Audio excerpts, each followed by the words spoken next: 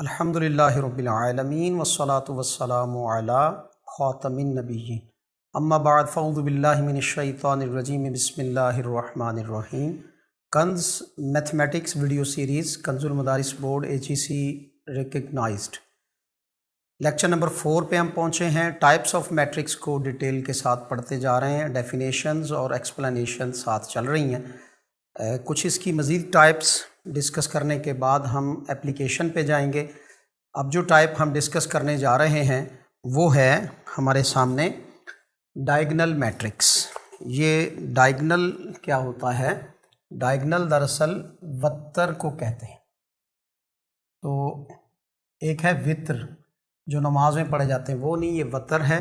वतर उस कैफियत को कहते हैं कि जब हमारे पास कोई एक स्क्वायर मैट्रिक्स हो या फिर रेक्टेंगुलर हो, स्क्वायर शेप हो या रेक्टेंगुलर शेप, तो इसमें ये इसके A to B पॉइंट को जॉइंट करने वाली वो लाइन जो क्रॉस लाइन पड़ती है, ये इसका वतर कहलाती है।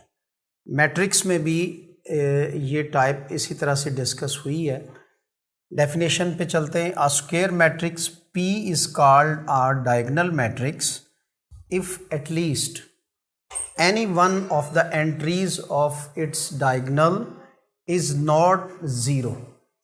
देखिए, ये हमारे पास एक स्क्वायर मैट्रिक्स है और ये इसके डायगोनल एलिमेंट्स हैं। तो क्या है कि जो डायगोनल एलिमेंट्स हैं ये नॉट ज़ीरो हैं and non diagonal entries are zero. तो अदर जो इसकी नॉन डायगोनल एंट्रीज़ हैं ये सारी की सारी ज़ीरोज़ हैं। तो this type of a matrix is called a diagonal matrix. ये 3×3 में इसकी एग्जांपल है और ये 2×2 में इसकी एग्जांपल है। तो इसमें देखिए डायगोनल एंट्रीज़ जो हैं वो नॉन ज़ीरो हैं और जो नॉन डायगोनल एंट्रीज़ हैं वो ज़ीरो हैं। तो ये हुआ डायगोनल मैट्रिक्स। उसके बाद है स्केलर मैट्रिक्स। स्केलर मैट्रिक्स दरअसल डायगोनल मैट्रिक्स ही की एक टाइप है। A diagonal matrix is called a scalar matrix if all its diagonal entries are same and non-zero। तो इसमें भी diagonal entries जो हैं वो non-zero तो हैं, लेकिन साथ ही साथ ये सेम भी हैं। फॉर एग्जांपल यहाँ पे एक कांस्टेंट k आया है, तो k ये तीनों इसकी diagonal entries ये non-zero हैं। और ये हमारे पास 3×3 का एक मैट्रिक्स था और 1×1 में इसकी एग्जांपल देखिए कि उसमें हमारे पास नॉन ज़ीरो वैल्यूज़ मतलब डायगोनल से अदर एंट्रीज़ मौजूद ही नहीं हैं। तो ये शेप भी स्केलर मैट्रिक्स कहलाएगी। ये इसलिए स्केलर मैट्रिक्स कहलाएगी कि इसकी डायगोनल एंट्रीज़ जो हैं वो सेम हैं, यानी यहाँ पे भी k यहाँ पे भी k और अदर एंट्रीज़ जो हैं वो सारी की सारी वो ज़ीरो हैं। तो डायगोनल हुआ और डायगोनल से फिर अगली स्टेज के ये स्केलर मैट्रिक्स हुआ और ये भी एक स्केलर मैट्रिक्स ही है। तो हम कह सकते हैं R and S are scalar matrix. तो ये दोनों जो हैं वो हमारे पास किसकी एग्जांपल हैं? ये स्केलर मैट्रिक्स की एग्जांपल हैं। तो ये दोनों स्केलर मैट्रिसेस हुए। Next one, identity matrix. अब डायगोनल मैट्रिक्स में इसकी लास्ट फॉर्म है आइडेंटिटी मैट्रिक्स। डायगोनल मैट्रिक्स में इसकी लास्ट फॉर्म है आइडेंटिटी मैट्रिक्स और इसको यूनिट मैट्रिक्स भी कहा जाता है। कौन सा मैट्रिक्स यूनिट मैट्रिक्स होगा? डायगोनल मैट्रिक्स होगा। डायगोनल में से कौन सा होगा? स्केलर होगा, यानी उसकी नॉन डायगोनल एंट्रीज सेम होंगी और होंगी भी 1×1। तो इसकी एग्जांपल पे चलिए। अब इफ़ के हमारे पास T एक मैट्रिक्स है और ये जो मैट्रिक्स है ये 1 0 0 1 और 0 0 1। 3×3 में ये आपके सामने एक आइडेंटिटी मैट्रिक्स है और ये आइडेंटिटी मैट्रिक्स क्यों है? क्योंकि ये डायगोनल है और डायगोनल है तो फिर आगे ये एक स्केलर भी है और उसके बाद इसकी जो डायगोनल एंट्रीज़ हैं वो सारी की सारी 1×1 हैं। इसलिए ये 3×3 का एक यूनिट मैट्रिक्स है। इसी तरह टी के बाद यू अगर एक मैट्रिक्स हम लें और उसकी एंट्रीज़ हों 1 0 0 1, तो ये 2/2 में हमारे पास एक आइडेंटिटी मैट्रिक्स होगा। और इसी तरह से वी मैट्रिक्स हमारे पास हो और इसका सिर्फ एक ही एलिमेंट हो, यानी उसमें एक ही एंट्री हो और यही इसकी डायगोनल एंट्री है, नॉन ज़ीरो वैल्यू है और अदर दैन डायगोनल 0 0 यहाँ मौजूद ही नहीं है, तो ये 1/1 का यूनिट मैट्रिक्स भी कहलाएगा।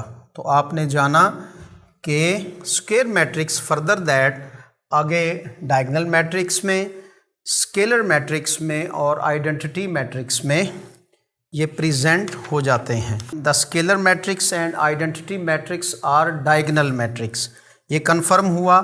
और एक और इसमें कन्फर्मिटी ये ले लें, every diagonal matrix is not a scalar और आइडेंटिटी मैट्रिक्स। हर डायगोनल मैट्रिक्स जो है वो स्केलर और आइडेंटिटी नहीं होता, लेकिन हर जो स्केलर मैट्रिक्स और आइडेंटिटी मैट्रिक्स है वो डायगोनल ही होता है। अब हम चलते हैं एप्लीकेशन की तरफ। तो हमने यहाँ डेफिनेशंस को सॉल्व कर लिया, अब एप्लीकेशंस एक्सप्लेनेशंस भी ले ली इसमें, और अब इसकी एप्लीकेशन पे चलते हैं। तो इसमें एक्सरसाइज 1.2 है हमारे पास, जिसको अब हम सॉल्व करने जा रहे हैं। जो हमने पढ़ा है उस सारे को अब हम अप्लाई करते हैं एक्सरसाइज 1.2। और अदर दैन जिन तलबा किराम के पास ये वाली बुक नहीं है तो उनके लिए यहाँ जो वर्किंग होगी वो काफ़ी है, और फिर आपको होम असाइनमेंट भी दी जाएगी जिससे आप इन सारी टाइप्स को यहाँ अप्लाई कर सकेंगे। For example very first question जो मेरे पास है वो ये है कि इसमें आपने आइडेंटिफाई करना है, आइडेंटिफाई, क्या आइडेंटिफाई करना है कि इसमें से कौन सा आइडेंटिटी मैट्रिक्स है, आइडेंटिफाई दैट, इसमें से कौन सा मैट्रिक्स, स्टार्टिंग से चलें तो रो मैट्रिक्स है, और कौन सा मैट्रिक्स जो है वो कॉलम मैट्रिक्स है, और कौन सा मैट्रिक्स जो है वो इसमें हमारे पास आइडेंटिटी और नल मैट्रिक्स है।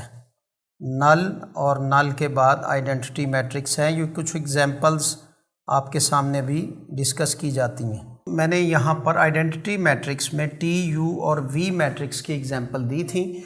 जब ये यूनिट मैट्रिक्स बन गए तो अब ये सब अपना नेम चेंज करके टी से आई पे चले जाएंगे, यानी ना टी रहेगा, ना यू, ना वी, बल्कि ये सब के सब अब आई से डिनोट होंगे, और आई मीन्स यहाँ पे क्या है, आइडेंटिटी मैट्रिक्स।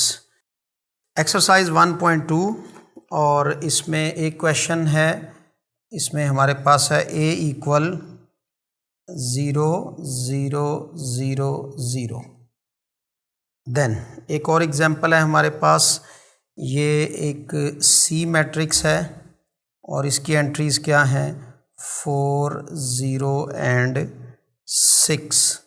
और एक और एग्जांपल अगर हम लें तो इसमें E = हमारे पास क्या है, दैट इज़ 0।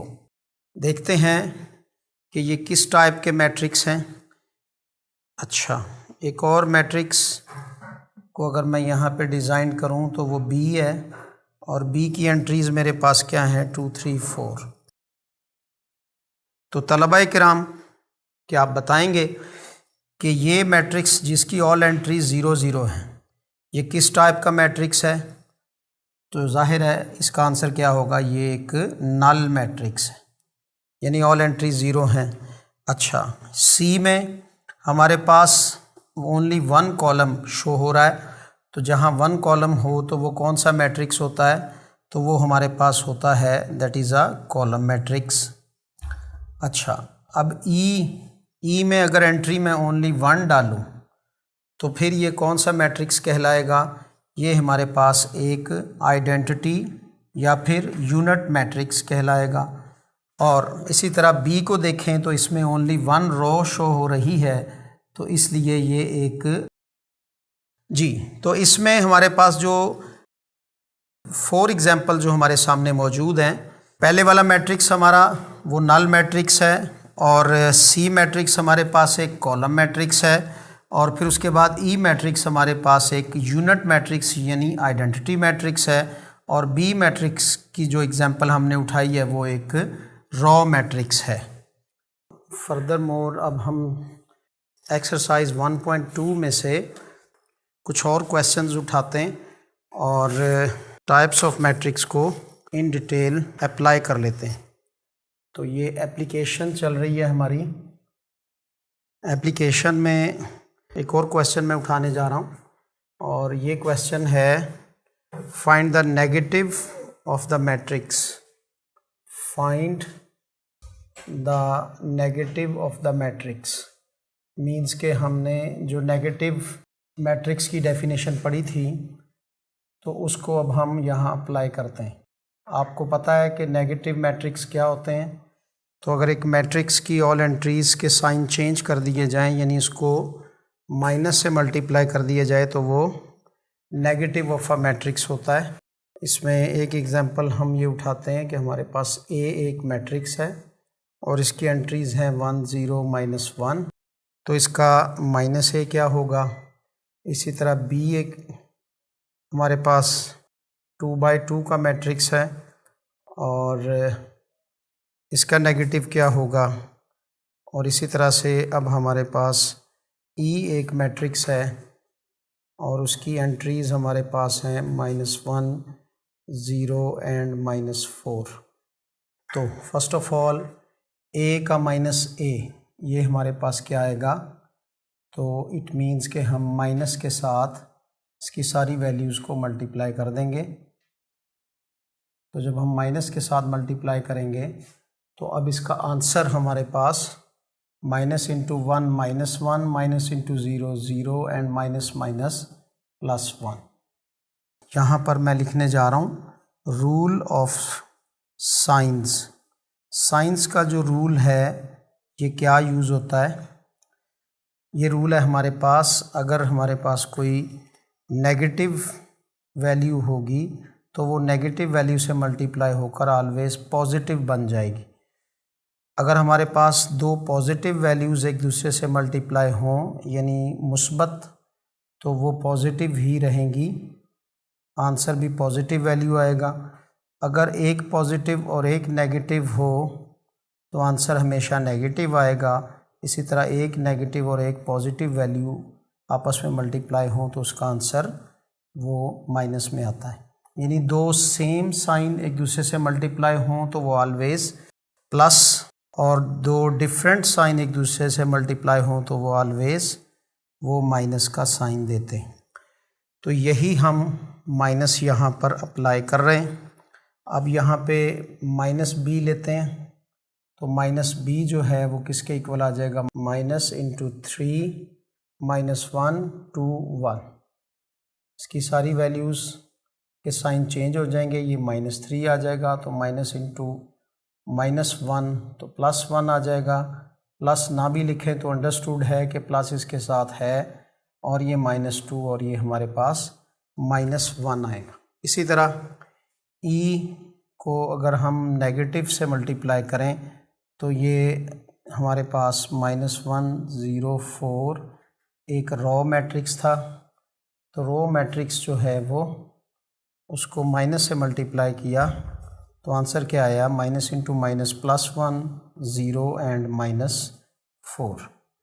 तो ये है हमारे पास नेगेटिव ऑफ द मैट्रिसेस, यानी कोई मैट्रिक्स गिवन हो तो उसका नेगेटिव कैसे लिया जाता है। अब आगे चलिए, ट्रांसपोज ऑफ अ मैट्रिक्स को तो आपने देख ही लिया है। ट्रांसपोज ऑफ अ मैट्रिक्स पे मैं एक वेरिफिकेशन लाने लगा हूँ। उसमें क्वेश्चन है हमारे पास वेरीफाई दैट। वेरीफाई का मतलब ये है कि इसको साबित करें क्या ऐसा ही है। दैट इफ़ के हमारे पास ए एक मैट्रिक्स है और गिवन है कि ए जो है वो आपके पास 1 2 0 1 है, 2/2 का मैट्रिक्स है। सिंपल क्वेश्चन है। ये वेरीफाई करना है कि अगर ए का ट्रांसपोज लें और फिर होल ट्रांसपोज लें तो वो ए ही के इक्वल आ जाएगा। ये हमने इसका वेरीफाई करना है।